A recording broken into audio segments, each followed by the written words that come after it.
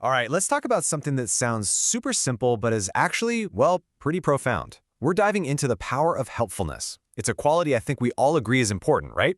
But in our crazy, fast-paced lives, it feels like maybe we're losing touch with it a little bit. Okay, so let's really get into it.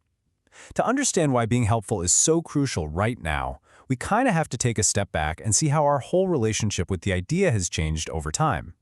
And this really captures that massive shift perfectly. I mean, think about it. Back in early America, helping each other wasn't just a nice thing to do. It was a way of life. You needed your neighbors to raise a barn or get through a tough winter. It was all about community. But now, look at today. Industry and technology have made us so self-sufficient. We can get pretty much anything we want with a few taps on a screen, and there's a YouTube tutorial for just about any problem you could imagine.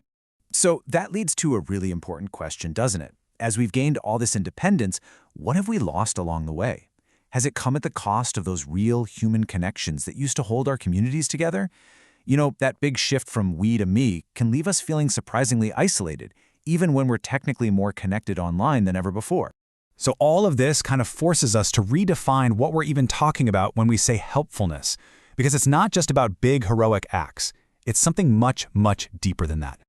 Yeah, see, it's one thing to aid or assist someone. That's the first part. But look at that second part. That's the real game changer. It's not just reacting when someone asks for help. It's an attitude. It's a proactive mindset. You're actively looking for chances to contribute, to lend a hand. That's a whole different ballgame. But let's be honest, it's not always that simple. There are reasons we hesitate, right? The sources bring up a huge one: fear. That fear of getting involved in something messy, or maybe misreading a situation and making it worse, or even, being afraid of getting hurt yourself. And that's a totally valid hesitation that I think a lot of us can relate to. Okay, so we're more independent, and sometimes we're a little hesitant or afraid to step in. So why should we even bother trying to push past that? Why does rediscovering this whole attitude of helpfulness matter so much right now? Well, this is really the heart of it, isn't it? It's about rebuilding that sense of community. It's about fostering kindness and creating genuine connections with the people around us. It goes way beyond just getting a personal reward. Every time you help someone, you're basically casting a vote for the kind of world you want to live in, one where we all look out for each other. And this isn't some pie-in-the-sky idea. It's literally the foundation of our society. Just think about it for a second. So many of our most important jobs are built entirely around helping people. Firefighters, doctors, teachers, even the garbage collectors who keep our neighborhoods clean and safe. Our world would completely fall apart without this principle of helpfulness. Okay, that all sounds great, right? But how do we actually bring more of this into our day-to-day lives? Let's break it down into a simple, practical guide you can start using, like today. All right, level 1. It all starts in the most important place there is, at home. Think of this as your training ground. It's where you can start building that helpfulness muscle in a safe, supportive space.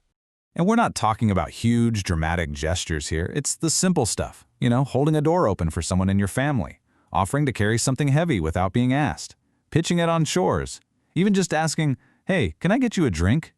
These tiny, consistent acts, they build a powerful foundation of care and support right inside your own home. So once you've got the hang of it at home, it's time for level 2.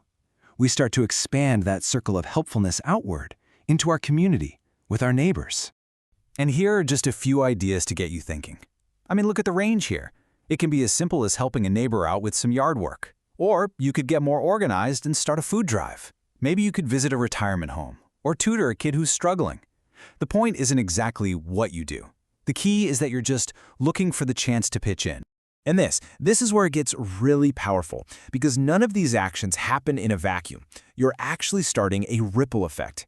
Think about it like this. One helpful act just creates the opportunity for another one.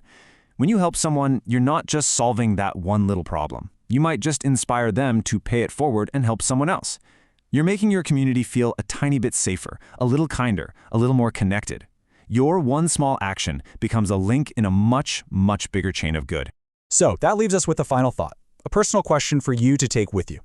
Looking at the rest of your day, what's one helpful thing you can do? Seriously, it doesn't have to be big or dramatic, just one small thing. What's it going to be?